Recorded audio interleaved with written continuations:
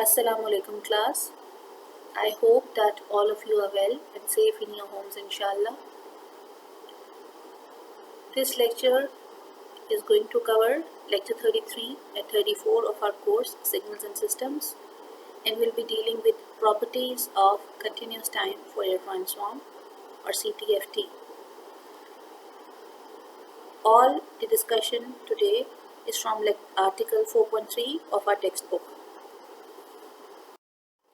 So the properties that we'll be discussing in today's lecture include linearity, time and frequency shifting, conjugation and conjugate symmetry, time and frequency differentiation and integration, time and frequency scaling, duality, and Parseval's relation.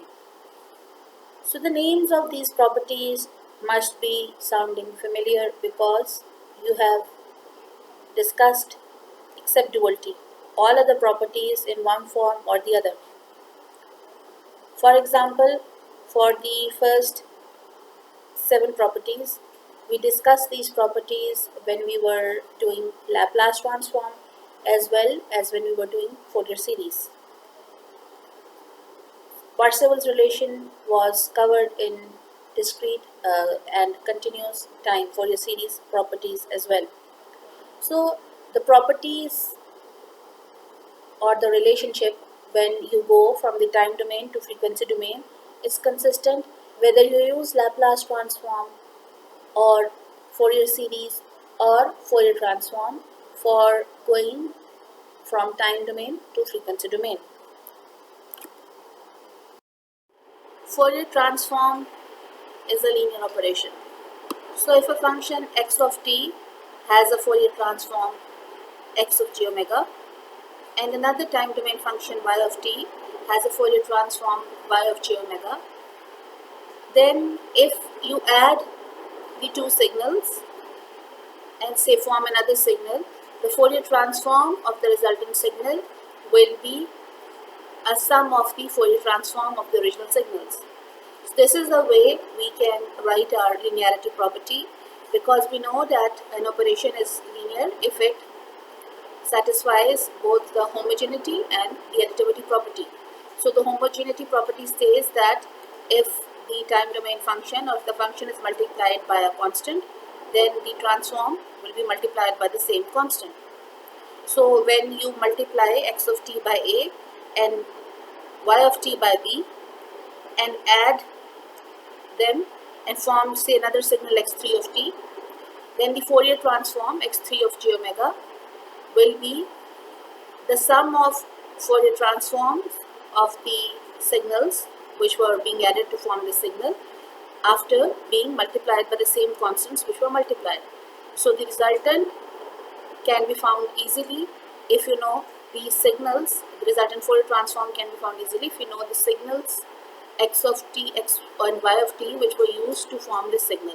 So if you know x of t or y of t, you have x of j omega and y of j omega, and as a result you can get the Fourier transform of the resultant signal. Fourier transform obeys the time shifting property. This implies that if the function, time domain function x of t has a Fourier transform x of j omega, and if we delay the function by t or t naught units of time, then as a result the Fourier transform of the time shifted function will be the same function, the Fourier transform of the same function x of j omega multiplied by an exponential term e minus j omega t naught. This exponential term simply alters the phase because this is a phase term, and the magnitude of the original Fourier transform remains the same. However, the phase of the Fourier transform will be altered by this phase term. If we want to plot this term, phase term, versus omega, omega t naught versus omega, we'll see that it forms a straight line, a slope, straight line as in a slope. The slope of the straight line is going to be omega, and the slope of the straight line is going to be t naught when you plot it versus omega. We'll see this in the example on the following slide. So now we have to find the Fourier transform of this pulse function using time shifting property. If you are not being asked to determine the Fourier transform through application of a property, you can simply use the analysis form of the Fourier transform and determine Fourier transform as we did in the last lecture 32 and 33. However, if you are being asked to use a particular property, like in this case, then you must use the property to determine Fourier transform. Otherwise, it's your choice. So we are given Fourier transform pair from table 4.2 of textbook. X of t is 1 and for t is less than t1, and x of t is 0 for t is greater than t1.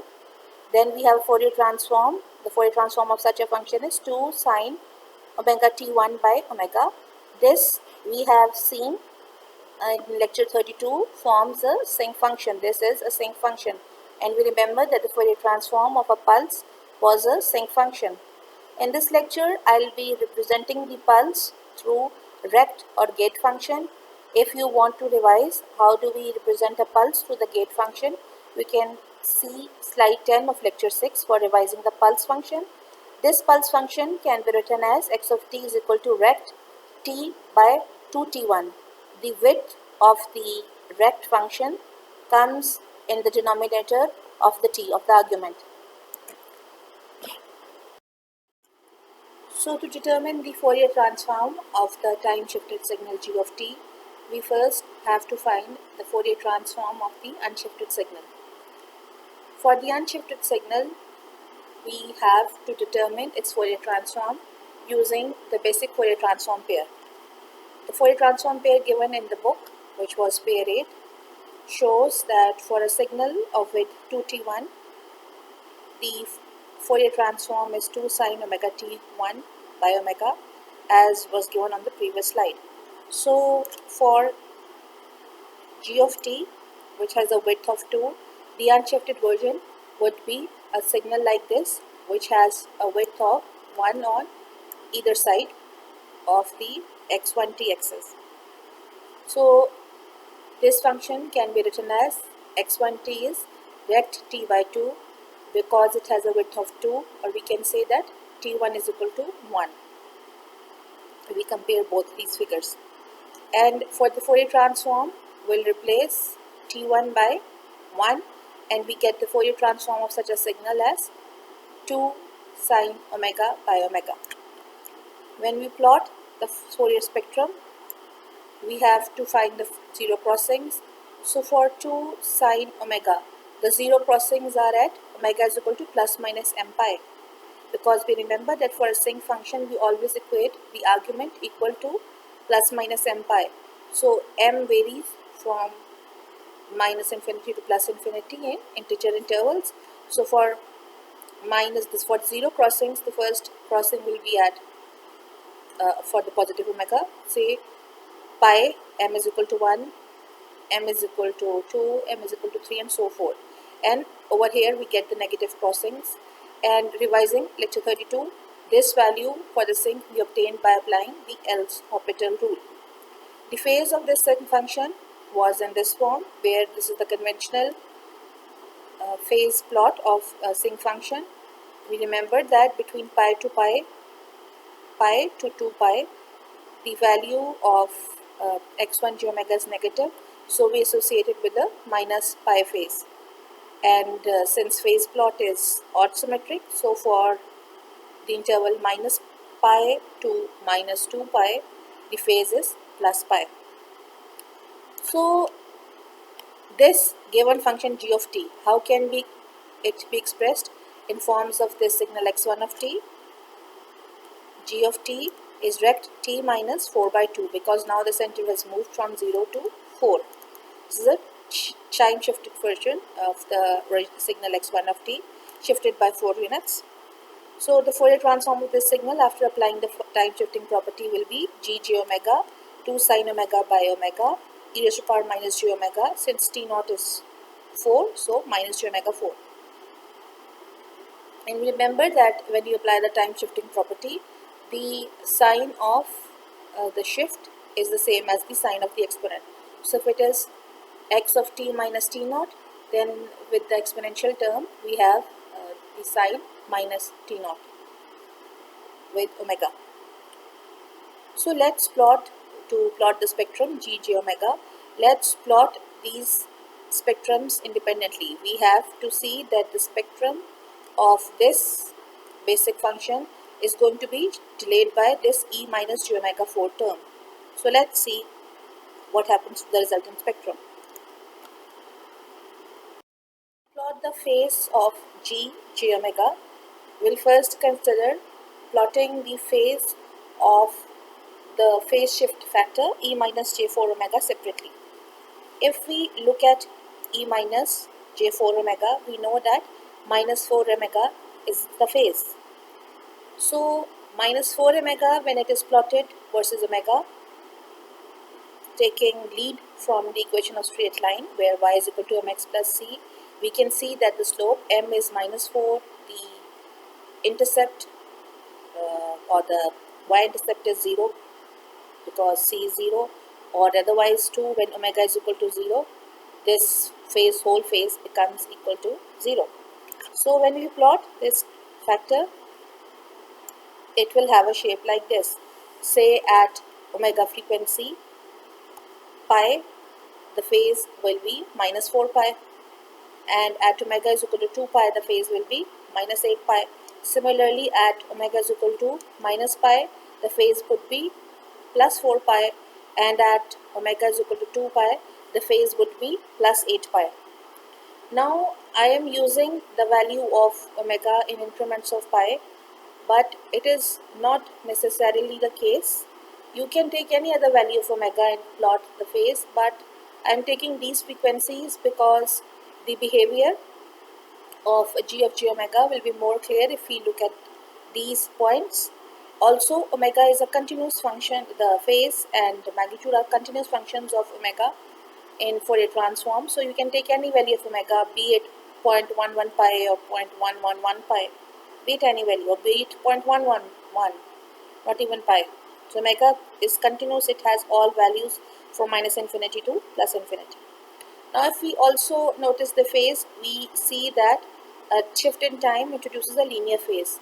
A curve like this is known as a plot, or phase like this is known as a linear phase. And for positive frequencies, the phase delay, the phase introduced is negative, and for negative frequencies, the phase introduced is positive if there is a time delay. On the contrary, if it was a time advance, then we, for the positive frequencies, we get a rising slope, and for negative frequency would have received a falling slope. So let's plot the phase of g x1 j omega for g of j omega, the phase of x1 j omega multiplied by the phase of e minus j omega 4. So when we have between minus pi to pi, we know that g of j omega is 4 of omega, because otherwise between minus pi to pi the phase was 0. Between pi to 2 pi the phase was minus pi. So we get g of j omega is equal to 4 omega minus pi. Similarly, between 2 pi to 3 pi, we get phase g j omega is equal to again 4 omega. So this is how the resultant waveform looks like. Between minus pi to pi, when the phase was x1 of j omega was 0, we got with a slope of 4, it was linearly decreasing like this. Then at between pi to 2 pi, since we had a phase of minus pi, so this minus pi was added to the otherwise increasing slope. Then again between 2 pi to 3 pi, we had a phase of 0. So again the function goes in its normal route, which is by a slope of minus 4 of omega. The slope is in fact minus 4 at each point, but between pi to 2 pi we have an offset of minus pi radians. Similarly, between 3 pi to 4 pi we'll also have an offset of minus pi radians. Similarly, for the negative frequencies, we remember that between minus pi to 2 pi, the phase was, for x1 of j omega, was plus pi radians. So this plus pi is added as an offset. Otherwise, whenever the phase is 0, the normal slope, the normal decreasing line, or the normal line goes with a slope of 4 of omega, with a slope of 4 minus 4 in fact, and x-intercept equal to 0. But at the points where we have phases in the plot of x1 g of omega, in the phase of x1 g of omega, we'll have an offset. The resultant Fourier transform of g omega is, the magnitude plot is the same as x1 of j omega, and the phase plot is as we have just deliberated now. The frequency shift property for the Fourier transform states that if a function x of t has a Fourier transform x of j omega, and we delay the Fourier transform by omega naught radians, then in the time domain the function is being multiplied by a complex exponential e j omega naught t, where this complex exponential has a magnitude of 1 and the phase of this exponential is omega naught t, where omega naught is the slope of the phase. So just as we saw that the time shifting property for Fourier transform has a similar structure to the Laplace time shifting property in case of Laplace transform, similarly the frequency shifting property for Fourier transform has a similar form to the frequency shifting property as in the Laplace transform. It must be kept in mind that the sign of the complex exponential is the sign of the exponent in the complex exponential is opposite to the sign of the shift. So if it is a time delay which comes, if it's a delay which comes with a negative sign, then the exponential is positive. The frequency shifting property can also be listed from a can also be stated from a time domain perspective, which is such that if the time domain function is being multiplied by a complex exponential, then the spectrum of the signal is delayed by omega naught units. This spectrum now appears at omega is equal to omega naught. Frequency shifting property is used in modulation, as will be seen in later slides. Next is the conjugation and conjugate symmetry property. So the conjugation property states that if a function x of t has a Fourier transform x of j omega, and we are assuming that the function x of t is a complex function, which means that it has both a real part and an imaginary part.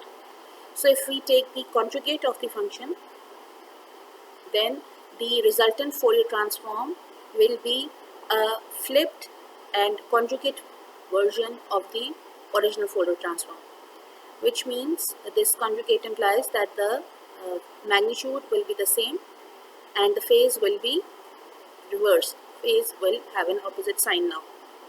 So the conjugation property is applicable for all kinds of time domain signals, whether they are real, imaginary, or complex. A real signal is one which has real part only, a complex signal is one which has complex part only, and a complex signal is one which has both real and imaginary parts, and an imaginary signal is one which has only imaginary part and no real part. So if we extend the conjugation symmetry, the conjugation property, we come at the conjugate symmetry property, which shows which tells us that if the function x of t is real, then x of j omega has conjugate symmetry, which means that x of minus j omega is equal to x direct j omega. This is property, this is equation 4.30 of your book, and if you want to see how we derive this equation, your book has given a long procedure. It has certain steps as how do you come at this result using the property. I'm just listing the result. So as a consequence, if we express x of j omega in rectangular form, that is, it has a real part and an imaginary part, then the real part is symmetric. Real x of j omega is equal to real of x of minus j omega, and the imaginary part is odd symmetric. The real part is even symmetric for the positive frequencies as well. This form, the real part will be the same as that for the negative frequencies, and for the imaginary part for the positive frequencies, the sign for negative frequencies is opposite to that for the positive frequencies. So if x of t, if we express x of t in polar form, x of j omega in polar form, then the it brings us to the most commonly used property bias, which is the magnitude is an magnitude of the Fourier transform is an even function, and the phase of x of j omega is an odd function of omega. So if x of t is both real and even, then x of j omega will also be real and even, just as what we saw for our rectangular function. For the rectangular or for the gate function, pulse function, x of t was both real and even, and we saw that the Fourier transform the sinc function was also real and even. If x of t is a real and odd function of time, then x of j omega is purely imaginary and odd. Now, these results are important results because they'll be used to simplify questions, as will be seen in the next slide.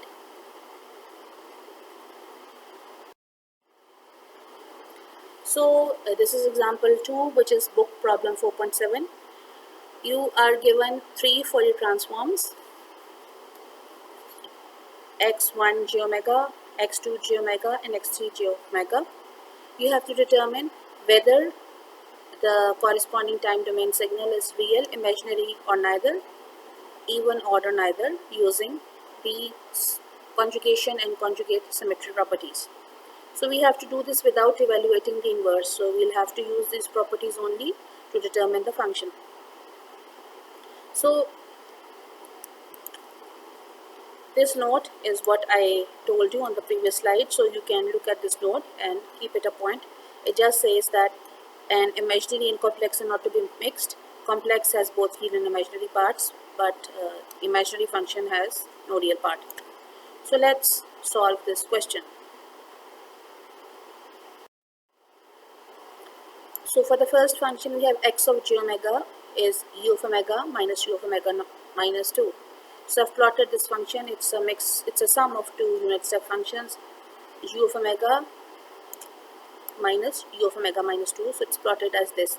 We can see that this x1 of j omega is not symmetric. It is not. It does not have something appearing over here. So it's not symmetric. This is our first observation.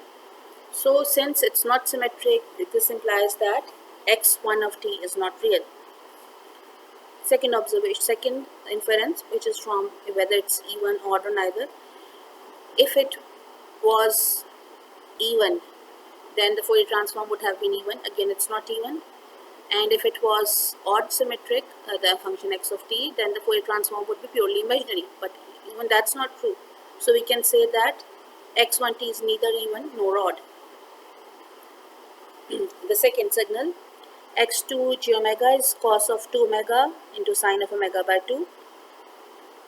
Now this is a product of cosine is a even function and sinusoid is an odd function. If we refer to lecture 4 and 5, slide 6, we see, we have mentioned already, I've already mentioned that the product of an even and odd function is an odd function. So x2 j omega is an odd function.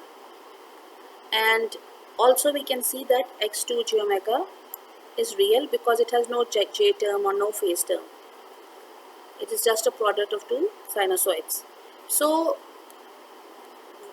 since we know that the Fourier transform of a real and odd signal is purely imaginary and odd, so we expect that the reverse will be true. Now our x2 j omega is purely real and odd, so the function xt should be purely imaginary and odd. So we've inferred this because of the symmetry between time and frequency domains, which we have discussed in the past lecture, lecture 32, 31 and 32, and you'll be dealing with a property known as duality property in the forthcoming slides. So we know that there's a relationship between time and frequency domain. So if a behavior is evident in the time domain and we derive a result in the frequency domain, then the reverse must also be true. So we can say that x2 is purely imaginary and odd. For the third part, of this question, we are going to determine whether x3 of t is real, imaginary, or neither, even, odd, or neither, based on the Fourier transform, which is x3 of j omega is a of omega into exponential of jb omega, where this exponential is the phase term. So the magnitude, or a of omega, is a sinc function, and the phase term is a combination of two phases, 2 omega plus pi by 2. Now since this phase term is a sum of two phases, we define another function x4 of j omega such that the magnitude x4 of j omega is equal to a omega and the phase x4 of j omega is equal to 2 of omega. Now if we plot x4 of j omega, since the magnitude is a of omega, which is a sinc function, and we know that a sinc function is even symmetric. So the magnitude of x4 of j omega is even symmetric. The phase of x4 j omega is equal to 2 omega. If we plot the phase, it is a term which has an increasing, it is a linear phase term, and the slope is 2. Increasing slope, and slope is 2. So the phase is odd symmetric. So for x4 j of omega, since the magnitude is even symmetric and the phase is odd symmetric, so we can say that x4 of t is a real signal. But we are not asked to determine x4 of t. We have to determine x3 of t. So for x3 of t, we add the other phase term pi by 2 in this phase term, and as a result is the phase offset. Now the phase at omega is equal to 0 is pi by 2, because when we substitute omega is equal to 0, we get pi by 2, and the phase at minus pi by 2 is 0. So if we look at this phase is neither even nor odd. So since the phase is neither even nor odd, so we can say that the time domain signal x of 3 t is neither even nor odd. So now if we look at further into x3 of j of omega, because of this phase term e j pi by 2 implies that cos pi by 2 plus j sin pi by 2, which gives us j. So actually there's a j phase appearing with x3 of j omega. So x3 of j omega is a purely or imaginary function, or you can say that x3 of j omega is equal to j into x4 of j omega. So it's a purely imaginary function. Since x3 of j omega is purely imaginary, so we can say that x3 of t is also purely imaginary, because this j is a scalar, can be thought of as a scalar multiplier, which is multiplied in time domain, and that is why it's appearing in the frequency domain. So the fifth property that we are going to discuss is the time integration and differentiation property. This property states that if a function x of t has a Fourier transform x of j omega, then if we have a function which is a derivative of this function x of t, then its Fourier transform will be j omega times x of j omega. So in the frequency domain, the Fourier transform gets multiplied by the term j of omega. If we have the kth derivative of x of t, then the Fourier transform will have j of k raised to the power k being multiplied by it, provided that the kth derivative of the function xt exists and its Fourier transform is possible. So the reverse of integration property, if the differentiation property is the integration property, which states that if we have a function which is the integral of the function x of t, then in the frequency domain the Fourier transform gets divided by j of omega, and also the value of x of j omega, the original Fourier transform, at omega is equal to 0 comes multiplied by pi, this del omega signifies that we have an impulse at omega is equal to 0, and the weight of that impulse is equal to pi times x of 0. So the time domain and frequency domain properties may appear the same, that if we have a derivative, we have multiplication by g of omega, and we have an integral, we have a division by g of omega plus this term. So let's solve an example where we will be using both time differentiation and integration properties to determine Fourier transform. So using time differentiation property, we have to determine the Fourier transform of the signal shown in figure. Since we are asked to use the time differentiation property, so we'll be using the property. So for x of t, to differentiate this function to find its transform, we have to find the equation for this signal. So we see that the signal exists between -1 to +1, and between -1 to +1, the slope, this is an increasing function, so this is we have to write an equation of a straight line. So since xt can be written as mt plus c, we find the slope between these 2 points, and the slope comes out to be 1. Since the y-intercept is 0, so x of t can simply be written as t between the interval -1 to 1. So when we differentiate this function between the interval -1 to 1 by differentiating t, we get dx by dt is equal to 1. However, if we look at the exact time instant -1, we see that the function had a value of 0, and at the exact instant t is equal to -1, the value increased from 0 to not increased, the value decreased from 0 to -1. The value changed from 0 to -1. So this can be written as an impulse exactly at this isolated interval at this point. This can be written as an impulse, with the weight of the impulse is -1, and the impulse exists at t is equal to -1. Similarly, at t is equal to +1, the function abruptly changes from 1 to 0. So again, the value increases from 1 to 0, which means we have again a decreasing, a negative, an impulse with a negative weight, or we have an impulse which decreases the magnitude from 1 to 0. So the change from 1 to 0 is 0 minus 1 is -1, so the weight of the impulse will be again -1, and this impulse occurs at t is equal to +1. So we can write that the function, the resultant derivative, is a sum of 2 derivatives, which is a signal, a pulse, a gate function, plus another function which is 2 impulses. And we say that g of t is g1 of t plus g2 of t.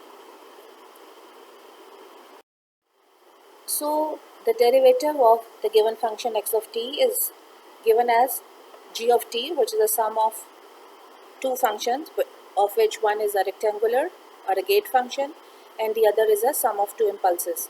This impulse occurs at del of t plus 1, because this impulse exists when t is equal to -1, and similarly this impulse is the one which is occurring at del of t minus 1. So when we take, since we know that Fourier transform is a linear operation, so if we take the Fourier transform of the signal g of t, the Fourier transform g of g omega is equal to the individual Fourier transforms for the signal. So for the first signal, we know that the Fourier transform of a pulse is a sinc function, and since this is a time shifted impulse, we'll use the time shifting property, and the Fourier transform pair del t is equal to 1, and we get 2 two exponential terms, where this exponential term is for, the later term is for this function, and the earlier term is for this shifted impulse. So g of g omega is equal to 2 sine of omega by omega minus 2 exponentials. Now we have to determine the Fourier transform of x of t, which is x of g omega. If g of t is derivative of x of t, then x of t is the integral of g of t. So this equation, which is appearing on screen, is the conventional way an integral is defined. This means that for x to determine x of g omega, we'll use the integration property, and for the integration property, x of g omega can be written as this. So first of all, we have to determine g of 0. So to determine g of 0, once I substitute values for the value of sinc 0, I use the else orbital rule. I substitute the values and I get the value of 0. So simply x of g omega is 1 by g omega times this expression. And I am sure that by now you know, whenever there's a positive exponential and a negative exponential with the same power, you can make it a cosine or a sine. So in this case, since the sign of both the positive and exponentials is the same, we make it a cosine term, and this is your answer.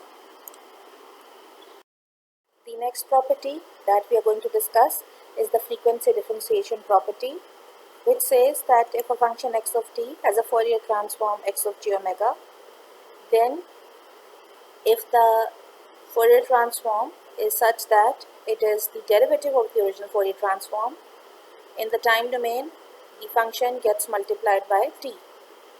Or if we state this property from a time domain's perspective, it says that in the time domain, if function x of t is multiplied by t, then in the frequency domain the transform is a derivative of the transform x of g omega and multiplied by j.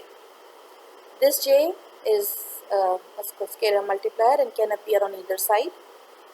If we divide both sides of this expression by j, then we can write minus jt of x t is equal to implies the Fourier transform is d by d omega x of g omega. So this j can appear either on the right side or the left side. So this property is valid only if the resultant function is Fourier transformable. If it is not, then obviously a frequency differentiation property cannot be applied. If in case we have t raised to the power n multiplied by x of t, the Fourier transform will be j raised to the power n times nth derivative of x of g of omega, provided that the nth derivative of x of g omega exists. So now we'll be using frequency differentiation property to find the Fourier transform of t e raised to the power minus 2t u of t.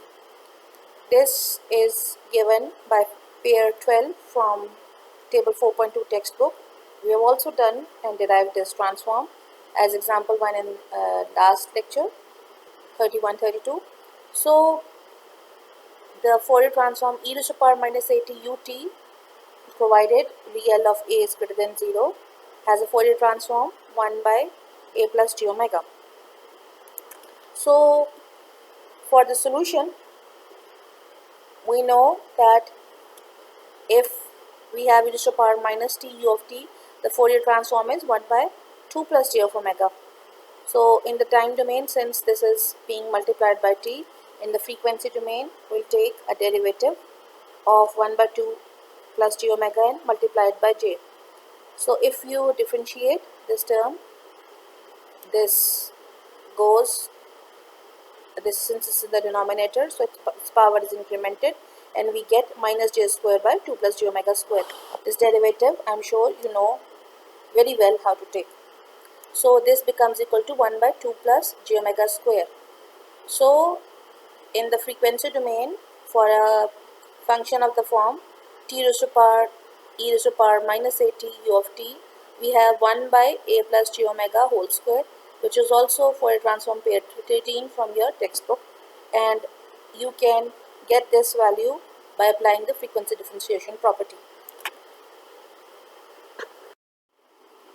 The seventh property is time and frequency scaling property. This is one of the most important properties of Fourier transform and states that if a function x of t has a Fourier transform x of j omega, then given a is greater than 1 if we compress the signal in time, then in the frequency domain the signal is expanded. So in the time domain, when the argument is being multiplied by a, in the frequency domain the argument is being divided by a. So this property, time and frequency scaling property, can be extended by taking a is equal to -1, and we derive or we come at the time inversion property, which says that if we reverse a signal, then the Fourier transform is also reversed or flipped along the time axis. If it's flipped along the time axis, then along the omega axis it's also flipped. So let's apply the time and frequency shifting scaling property to solve a numerical to see what exactly does expansion in one domain and compression in the other domain mean. So using the time scaling property, we are asked to determine the Fourier transform of signal ft shown in figure, where ft is defined between the interval minus t1 by 2 to t1 by 2 and has a width of t1 units. We are given the well-known Fourier transform pair when xt is defined between minus t1 to plus t1, or it is rect t by 2 t1. The Fourier transform is 2 sine omega t1 by omega, which is a sinc function. If we compare x of t and f of t, we can clearly see that f of t is a time compressed version of x of t. And how much is this function compressed? F of t is x of 2t. It's compressed by a factor of 2 because this is rect of t by 2t1 and this is rect of t by t1. So this is compressed by a factor of 2. So let's solve this example. F of t is gate or rect of t by t1 and xt was rect of t by 2t1 and its Fourier transform was x of j omega is equal to sine of omega t1 by omega. So since ft is x of 2t, we'll use time scaling property. A is 2, so we'll replace omega by omega is equal to 2 wherever it is appearing, and f of j omega is equal to 2 sine of omega t1 by 2 divided by omega by 2. This is also a sinc function. The zero crossings of this function are at when the argument omega t1 by 2 is equal to plus minus m pi. So omega is equal to plus minus 2m pi by t1. So the first zero crossing will be after 0. The first zero crossing will be at m is equal to 1, so it will be 2 pi by t1, other will be 4 pi by t1 and so forth. And the first zero crossing on the negative omega axis will be at minus 2 pi by t1, minus 4 pi by t1 and so forth. So let's plot this function on the next slide. The spectra for both x1t and f of t are plotted here for comparison purposes. So for f of j omega, we see that the sinc function has zero crossings at 2 pi by t1, 4 pi by t1 and so forth. And for x1 of j omega, we see that the function has zero crossings at pi by t1, other crossing will be at 2 pi by t1 and so forth. Now since t1 is a positive number, so pi by t1 is smaller than 2 pi by t1, this is twice. So the lower spectrum is an expanded version of the upper spectrum. Now if we look at the time domain function, we saw that f of t was a compressed version of x of t. So compression in time means expansion in frequency. So we can handle signals in only one domain. If we are handling signals in the time domain and we are trying to have as short pulse as possible in the frequency domain, the signal will have a wide main lobe because in the frequency domain the signal is expanded. So far I had been hinting at the relationship between time and frequency domain, and I told you that if a signal has a transform, say a gate had a pulse had a transform of sync in the frequency domain, then if we take a sync in the time domain, then it has a response of gate function, as we saw in the last lecture. So we were seeing that time and frequency domain have a relationship with each other. Duality property explores that relationship, and it says that if a function x of t has a Fourier transform x of g omega, and now the roles are reversed such that now the Fourier transform becomes the time domain signal. So in the frequency domain we'll have the time domain signal, but after being multiplied by a factor of 2 pi. This can be written as if xt has a transform x of g omega and the roles are reversed such that the transform function is now the time domain function. So the Fourier transform will be the same as the time domain function. It will be flipped and multiplied by a factor of 2 pi. A proof of this we had seen in example 1 of lecture 32.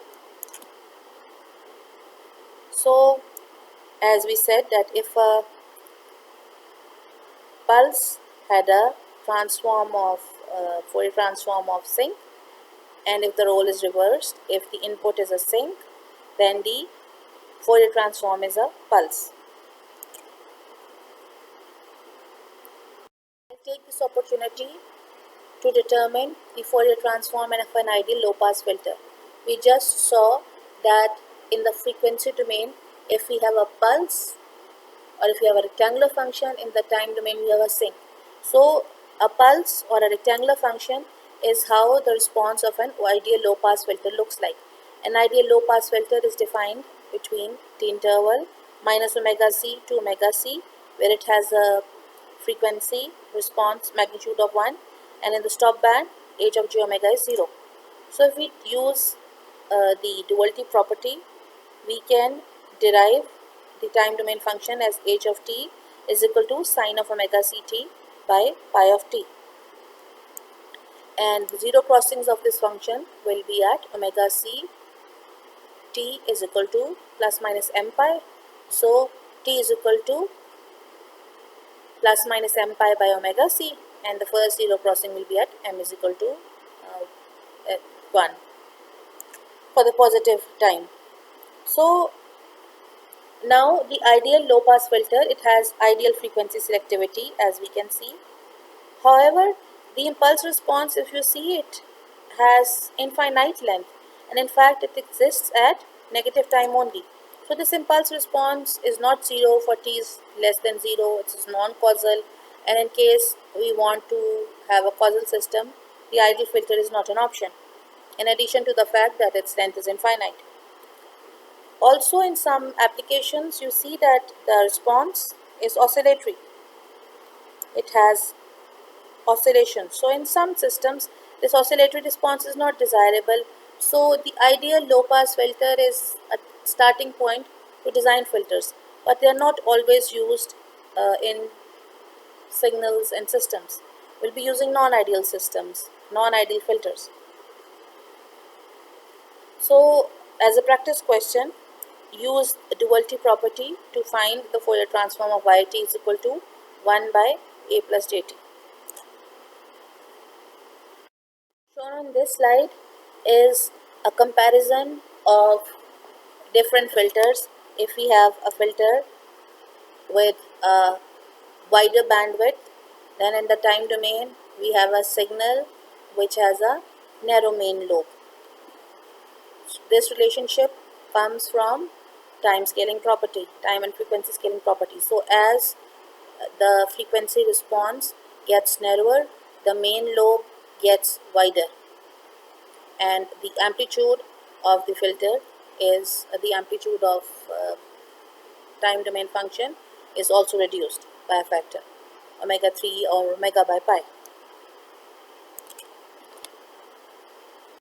Final property that we are going to explore is the Parseval's relation.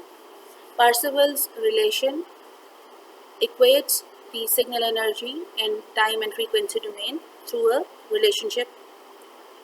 This relationship can be stated mathematically as if x of t has a Fourier transform x of j omega, then the signal energy in time is equal to the signal energy derived in the frequency domain, because obviously the energy of the signal does not change if you determine it either in time domain or the frequency domain.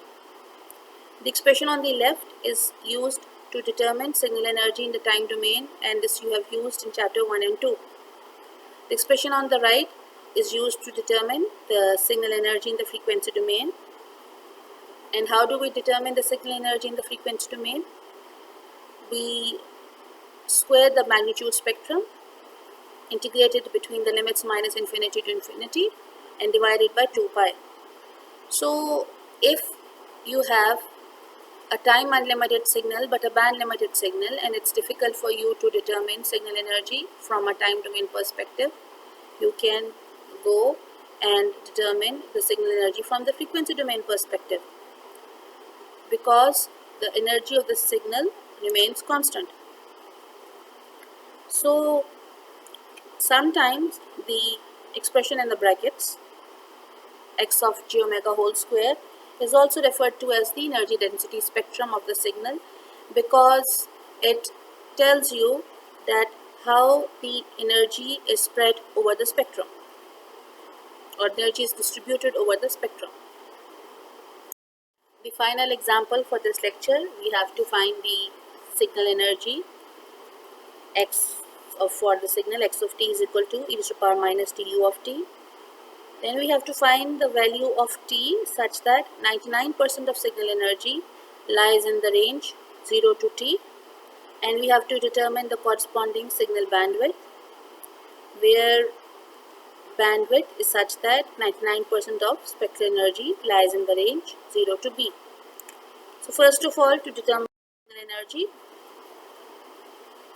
we know that signal energy can be simply determined by taking the magnitudes the signal squaring the signal and integrating it over the interval minus infinity to infinity.